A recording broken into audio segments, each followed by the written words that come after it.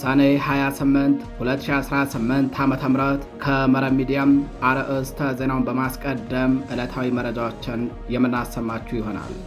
በመርሳም፣ በመሃል አምባ፣ በአበጋር፣ በጸዶት ሚካኤል፣ በጎርባናም በቡሆሮ አካባቢዎች በተደረገ ተጋድሎ የምኒልክ ዕዝ አርበኞች አኩሪ ገድል በመፈጸም የጠላትን አከርካሪ ሰብረው አንጸባራቂ ድል ተቀዳጁ። በዚህ አውደ ውጊያ 6 ወታደራዊ አመራሮችን ጨምሮ ከ90 በላይ የጠላት ወታደሮች ሲገደሉ በቁጥር 102 ወታደሮች ደግሞ በጽኑ መቁሰላቸው ታውቋል። በውጊያው የጠላት ኃይል በዘፈቀደ ሲተኩስባቸው የነበሩ በርካታ የቡድን መሳሪያዎችን ጨምሮ ከፍተኛ መጠን ያለው የክላሽንኮቭ መሳሪያና ሌሎች የጦር መሳሪያዎች በወገን ኃይል ቁጥጥር ስር ገብተዋል። መረጃውን ታደምጡታላችሁ። በተያያዘ በዚያው በወሎ ቤት አማራ ቀጠና በመካነ ሰላም ዙሪያ በሚገኙ በቢሌ ታዳጊ ከተማ፣ በሮቤት፣ በሀብሩ፣ በሩፋ፣ በዲቢ ጨፌና በተዋ አካባቢዎች በተደረገ ውጊያም ፋኖ ስልታዊ ማጥቃት በማካሄድ የጠላትን አከርካሪ ሰብሮ ድል አስመዝግበዋል። በዚሁ ተጋድሎ 13 ወታደሮች ሲደመሰሱም ይህ ቁጥር በዛው በግንባር ወድቆ የተቆጠረ የጠላት አስከሬን ሲሆን የጠላት ኃይል ሲሸሽ በተሽከርካሪ ጭኖ የወሰደውን ሳይጨምር መሆኑ ታውቋል። መረጃውን ታደምጡታላችሁ። በሌላኛው መረጃችን በአንጾኪያ ገምዛና በጃማ ወረዳዎች የፋኖን ትግል ቁመናና የህዝብን አስተዳደር ማዕከል ያደረጉ ህዝባዊ ውይይቶች መካሄዳቸው ታውቋል። የአማራ ፋኖም በየአካባቢው ህዝባዊ መሰረቱን እያጠናከረ በመቀጠል ላይ ይገኛል። በአንጾኪያ ገምዛ ክላስተር አፍሶ ቀበሌ እንዲሁም በወሎ ቤት አማራ ጃማ ወረዳም ከህዝብ ጋር በተደረጉ ሰፊ ውይይቶች የትግሉን ወቅታዊ አቅጣጫ፣ የጸጥታ ሁኔታና የህዝብ አስተዳደር ግንባታን በማጠናከር ረገድ የጋራ መግባባት ላይ ተደርሷል። መረጃውን በዝርዝር ታደምጡታላችሁ። በሌላኛው መረጃችን ንጹሐንን መግደልና ሀብት ንብረት መዝረፍ መገለጫው የሆነው የብልጽግናው መከላከያ ሰራዊት በራያ ቆቦ ወረዳ አዋስ ቀበሌ በአርሶ አደሮች ላይ ዘግናኝ ግፍ ፈጸመ። የጥፋት ኃይሉ አቶ ሞላ መኮንን የተባሉ ጎልማሳ አርሶ አደርን በልጆቻቸው ፊት ለፊት የፊጥኝ በማሰር በአሰቃቂ ሁኔታ ከመግደሉም በላይ የህዝብን ንብረት በመዝረፍና በእሳት በማውደም የሽብር ተግባሩን አባብሶ ቀጥሏል። ታደምጡታላቸው። አድማጭ ተመልካቾቻችን እነዚህንና ሌሎች የዛሬ ሰኔ 28 2018 ዓ.ም ዕለታዊ የግንባር መረጃዎችን እንዲሁም ሌሎች የሀገር ውስጥና የውጭ መረጃዎችን አጠናቅረን ይዘን ቀርበናል። አብራችሁን ቆዩ።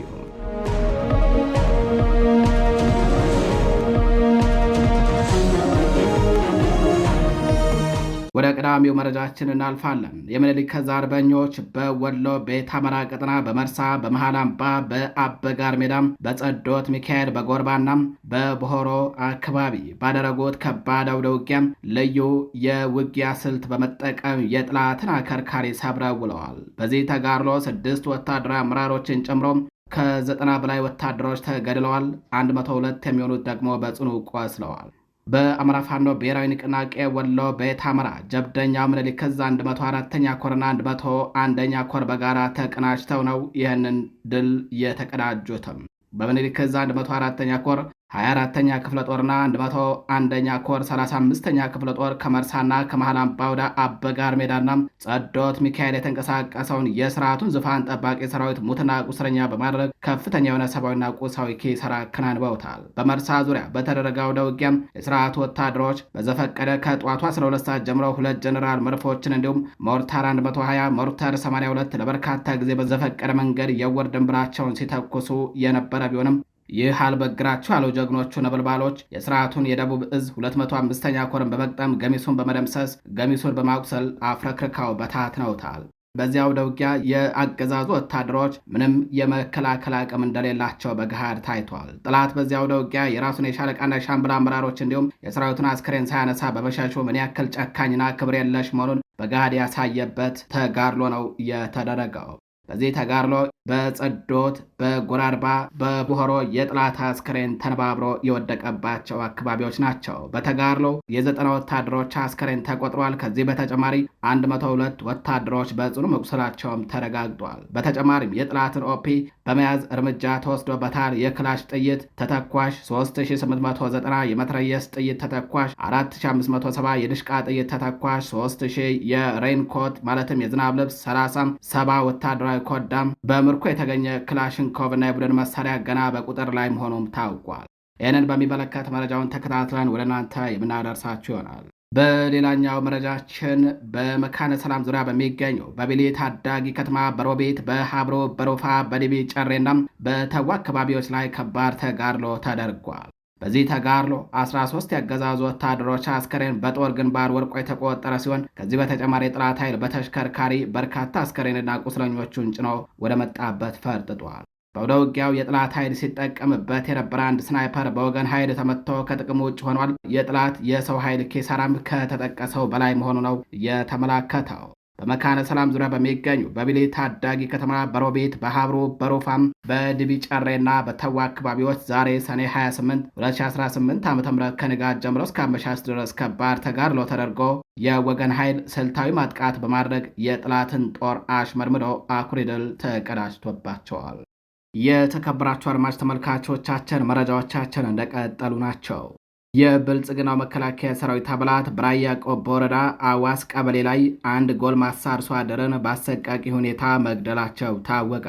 ንጹሐንን መግደል፣ ሀብት ንብረት መዝረፍና ማውደም ብሎም ሽብርተኝነትና ተላላኪነት ልዩ መገለጫው የሆነው መከላከያ ሰራዊቱ በህዝቡ ላይ የሚፈጽመው አረመኔያዊ ድርጊት ተባብሶ ቀጥሏል። ይህ የጥፋት ኃይል ሰኔ 25 2018 ዓ.ም በወሎ ቤት አምራ ራያ ቆቦ ወረዳ 015 አዋስ ቀበሌ ላይ አቶ ሞላ መኮንን የተባለ ጎልማሳ አርሶ አደርን ያለምንም ምክንያት በቤተሰቦቹ ፊት የፊጥኝ አስረው በጥይት በመደብደብ በአሰቃቂ ሁኔታ እንደገደሉት የመረብ ሚዲያ የቀጠናው ዘጋቢ ለማረጋገጥ ችሏል።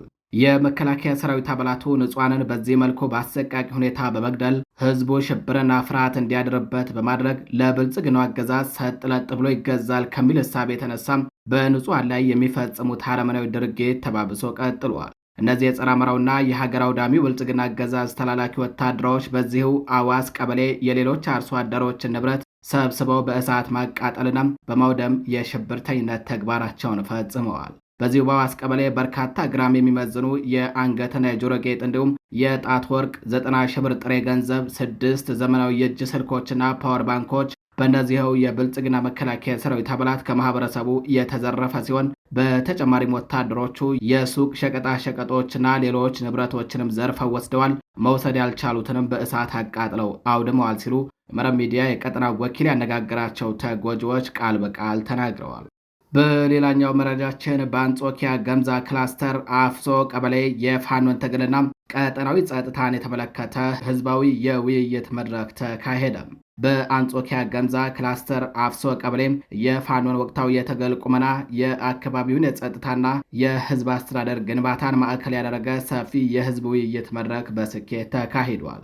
በዚህ ታላቅ መድረክ ላይ የምዕራብ ፋኖ ብሔራዊ ንቅናቄ ወታደራዊ ቃል አቀባይ አርበኛ አበበ ሙላቱም፣ የሸዋ ጠቅላይ ግዛት አሳምነው እዝ ምክትል ዘመቻ መሪ አርበኛ መቶ አለቃ ኤርሚያስ ግጨው፣ የመሐመድ ቢሆነኝ ኮረና የአስቴ ጎማ ተራራ ክፍለ ጦር አመራሮችን ጨምሮ በርካታ የአፍሶ ቀበሌ ነዋሪዎች በነቂስ ተገኝተዋል።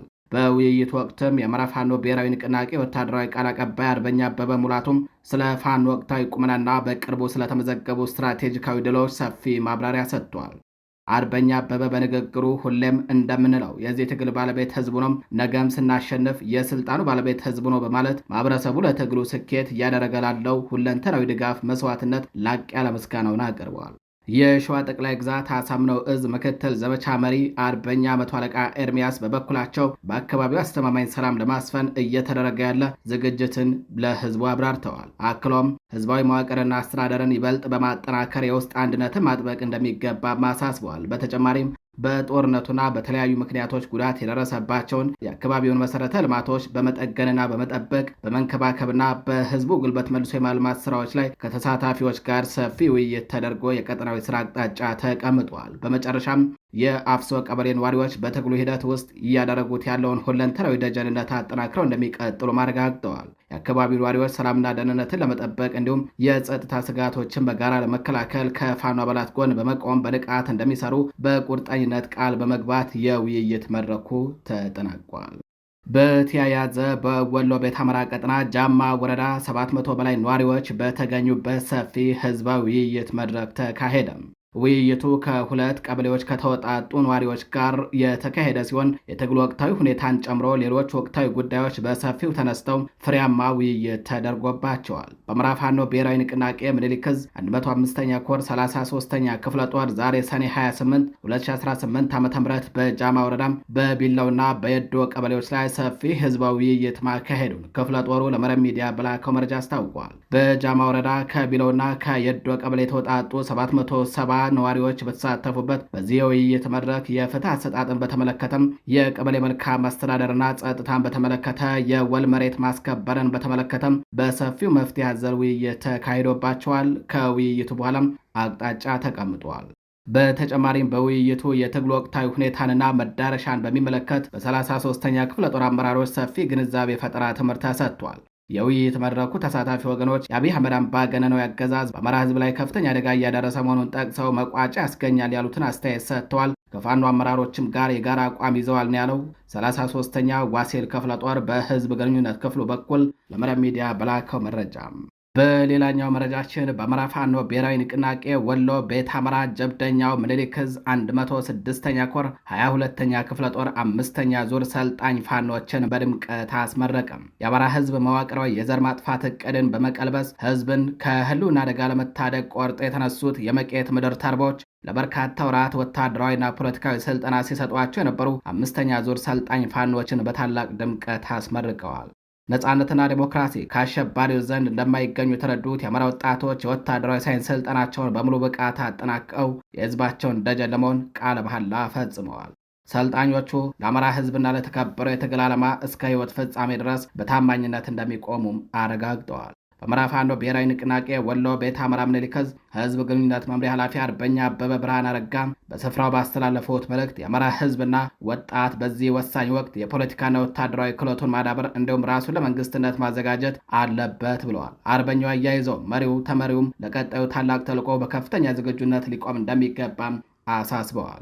በተመሳሳይ 106ኛ ኮር ህዝብ ግንኙነት ኃላፊ አርበኛ መምህር መኩሪያ ጋዤ የእኛ ትውልድ ስራ ላይ ነው፣ የያዝነውም ከባድ መስዋዕትነት እየከፈልን ያለንበት ወቅት ቢሆንም የመሪዎቻችንን ዓላማ ለማስቀጠል ግዴታችን ነው ሲል ተናግሯል። አርበኛው ሰልጣኞች ለትግሉ ያላቸውን ጽናት እንዲያሳዩና እንደ ጀግኖች እንዲታመኑ አሳስበዋል። የ106ኛ ኮር ምክትል ወታደራዊ አዛዥ አርበኛ ማረጉ አስፋ በበኩላቸው የፋኖን ትግል ዳር ማድረስና ጠብቆ መኖር እያንዳንዱ አማራ ተፈጥሯዊና ብሔራዊ ግዴታ መሆኑን በማስታወስ ወታደራዊ መመሪያዎችን ለተመራቂዎቹ ሰጥተዋል። በመርሃ ግብሩ ላይ የ106ኛ ኮር ከፍተኛ አመራር አርበኛ መቅደስ፣ የ22ኛ ክፍለ ጦር አዛዥ አርበኛ ክንዱ ሙላው፣ የ22ኛ ክፍለ ጦር ምክትል አዛዥ አርበኛ ሞገሴ ካሴ እንዲሁም የ22ኛ ክፍለ ጦር ዘመቻ መሪ አርበኛ ሰለሞን ሰልጣኞች ለቀጣይ ተልዕኮ የሚያነሳሱ ንግግሮች ማድረጋቸውን የአማራ ፋኖ ብሔራዊ ንቅናቄ ወሎ ቤት አማራ 106ኛ ኮር ሚዲያና ኮሚኒኬሽን ክፍል መረጃውን አደርሰዋል። በሌላኛው መረጃችን በምኒልክ ዕዝ 105ኛ ኮር 29ኛ ክፍለ ጦር የሻምበልና ሻለቃ አመራሮች ስልጠና እንደተሰጣቸው ታወቀ። በወታደራዊ መሪነት ዙሪያም ለቀናት የተሰጠው ስልጠና አሁን ላይ ትግሉ የደረሰበትን ደረጃ ግምት በማስገባት አመራሮቹ አቅማቸውን እንዲያዳብሩ ያስቻለ ሲሆን ሰልጣኞች ወደ አሃዳቸው ሲመለሱ ሰራዊቱን በተሻለ መልኩ አቀናጅተው ለመምራት የሚረዳቸው ተጨማሪ አቅም እንዳገኙ አስረድተዋል። ስልጠናውን የሰጠው መቶ አለቃ ዮሴፍ አስማረ ሲሆን አመራሮቹ በየደረጃው ምን አይነት ኃላፊነት እንዳለባቸው ይገነዘቡ ዘንድ ወታደራዊ እውቀቱንና ልምዱን አጋርቷቸዋል። ከእያንዳንዱ አመራር ምን እንደሚጠበቅ በግልጽ እንዲረዱ ማድረግ ተችሏል። ትግሉን ወደ ተሻለ ምዕራፍ ለማሸጋገር በየደረጃው ያለው አመራር መሰልጠንና የመምራት አቅሙን ማሻሻል እንዳለበት ስለሚታመን መሰል ስልጠናዎች በየጊዜው ተጠናክረው ይቀጥላሉም ተብሏል። በሌላኛው መረጃችን በኢትዮጵያ ድንበር አቅራቢያ ከድሮንና ከጦር ጀት ጀምሮ በከባድ የጦር መሳሪያ የታገዘ ውጊያ እየተደረገ መሆኑ ታወቀም። የሱዳን ጦር ኃይል በደቡብ ምስራቅ ብሉ ናይል ግዛት ስር የምትገኘውንና ከኢትዮጵያ ቤኒሻንጉል ጉሙዝ ክልል ጋር የምትዋሰነው ስልታዊ የድንበር ከተማ ኩርሙክን መልሶ ለመቆጣጠር ሰፊ ማጥቃት መክፈቱ ታውቋል። ይህ ውጊያ ከተማዋን መልሶ ለመቆጣጠር ያለመ ኦፕሬሽን አካል ሲሆን ከተማዋ ካለፈው መጋቢት ወር ጀምሮ በፈጥኖ ድራሽ ኃይሉና በሱዳን ሕዝብ ንቅናቄ ድርጅት ጥምረት ቁጥጥር ስር ቆይታለችም። የመጨረሻው ጥቃት የተሰነዘረው በተባበሩት አረብ ኤምሬትስና በብልጽግናው አገዛዝ የሚደገፈው የፈጥኖ ድጋፍ ኃይልና አጋር የሚሊሻ የሱዳን ሕዝብ ነጻነት ንቅናቄ ሰሜን ቡድን የዚህ ዓመት መጋቢት ወር ላይ ኩርሙክን ከተቆጣጠሩ በኋላ ነው። በብሉ ናይል ክልል ውስጥ ለወራት የቆየ ወታደራዊ ዘመቻ በበረታበት ወቅት ይህ ሁኔታ ግጭት ወደ ጎረቤት ሀገር ኢትዮጵያ ሊሻገር ይችላል በሚል ከባድ ስጋትን ፈጥሯል። በተለይ የአልቡርሃን የጦር ጀቶችና ሄሊኮፕተሮች እንዲሁም ድሮኖች የኢትዮጵያን ድንበር ጥሰው በመግባት በኢትዮጵያ የሚገኘው የፈጥኖ ድጋፍ ኃይሉን ወታደራዊ ካምፖች እያወደሙ ይገኛሉ። አልሻራቅ አሉሳት የተሰኘው ጋዜጣ እንደዘገበው በሌተናል ጀነራል አብዱል ፈታህ አልቡርሃን የሚመራው የሱዳን ጦር በብሉ ናይል ግዛት ውስጥ በሚገኘው ኩሩሙክ ከተማን ለመቆጣጠር ያሰበ ከባድ ውጊያ ከፍቷል ብለዋል። ወታደራዊ ምንጮቹን ዋቢ ያደረገው ዘገባው ኃይል ማጠናከር ያስፈለገው በተፋላሚው ፈጥኖ ድራሽ ኃይል ታጣቂዎች ምሽግ ላይ እየደረሰ ያለውን የመድፍ ድብደባ ተከትሎ ነው ብለዋል። በተጨማሪም ድሮኖች በመጠቀም በተፋላሚው ታጣቂዎች ላይ ጥቃቱን መቀጠሉን ያስታወቀው ዘገባው ይህ የጦር ኃይሉ ወደፊት እንዲገፋ እንዳስቻለው አስታውቋል። ይህንን ተከትሎ አሁን በከተማዋ ዙሪያ በሚገኙ መንደሮች ውስጥ የምድር ጦር ፍልሚያ መጀመሩ ተጠቅሷል። ለዚህ ፍልሚያ እንዲረዳው ኃይሉን በማጠናከር ላይ የሚገኘው የሱዳን ጦር ወታደራዊ ምንጮችን ጨምሮ እንደገለጹ ጦርነቱ በሚቀጥሉ ሰዓታት ውስጥ ኩሙሩክ ከተማ ውስጥ ዘልቆ እንደሚገባ ተገልጿል። ስለ ጉዳዩ ከዜና አውታሩ የተጠየቁት የኩርሙክ ከተማ ገዢው አብዱል አቲ አልፋቂ ሲናገሩ ወታደራዊ ድሉ እየተቃረበ ነው ካሉ በኋላ የፍልሚያ በብሉ ናይል ግዛት ውስጥ ፈጥኖ ደራሽ ኃይሉን ጠራርጎ ለማስወጣት የመጨረሻው ወደ ግንባር ነው ብለዋል። ጨምረው የሱዳኑ ጦርና አጋሮቹ የመንግስትን ክብር ለመመለስና የተነጠቁ አካባቢዎችን ለማስመለስ ቁርጠኛው ነው እየተፋለሙ እንደሚገኙ አስረድተዋል። እንደ ዘገባው ካለፈው መጋቢት ወር አንስተው በብሉ ናይል ግዛት ውስጥ የሱዳን ጦር በአንድ በኩል እንዲሁም ፈጥኖ ድራሽ ኃይሉና አጋሮቹ በሌላ በኩል ሆነው ከባድ ጦርነት ሲያካሂዱ ቆይተዋል። ይህንን ተከትሎ ፈጥኖ ድራሽ ኃይሉ ከኢትዮጵያና ደቡብ ሱዳን ጋር የሚዋሰነው ኩምሩክ ከተማ ለመቆጣጠር ችሎ ነበረ። ከተማዋ ገዢ የሆኑት አልፋቂ ለአልሻረቅ አላውሳት በሰጡት መግለጫ በአካባቢው ያለው የሰብአዊነት ሁኔታ ልዩ ትኩረት የሚያስፈልገው ነው ብለዋል። በአካባቢው ለወራት በዘለቀው በዚህ ጦርነት ወደ 100 ሺህ ያህል ሰዎች መፈናቀላቸው ሲጠቀስ ፈጥኖ ድራሽ ኃይሉ የመብራትና የውሃ መሠረተ ልማቶችን፣ የጤና አገልግሎት መስጫዎችን በማውደሙ ችግሩን የከፋ እንዳደረገው አስረድተዋል። እንደ ዘገባው ኩምሩክ ከተማ በደቡብ ምስራቃዊ ሱዳን በብሉ ናይል ግዛት ውስጥ የሚገኝና ከኢትዮጵያ ድንበር የሚዋሰን ነው ተብሏል። ይህ ከተማ የግዛት ዋና ከተማ ከሆነው ዳማዚን ከ200 ኪሎ ሜትር ርቀት ላይ ይገኛል። ከተማው በኢትዮጵያና በሱዳን መካከል የአቅርቦት ሰንሰለት ያለበት በመሆኑ ትልቅ ወታደራዊ ስትራቴጂካዊ ጠቀሜታ እንዳለውም ይታወቃል። የተከበራችሁ አድማጭ ተመልካቾቻችን ለዛሬ ሰኔ 28 2018 ዓ.ም ይዘናቸው የነበሩት ዕለታዊ መረጃዎቻችን እነዚህን ይመስላሉ። በሌሎች መረጃዎች እስከምንገናኝ ቸር ቆዩ።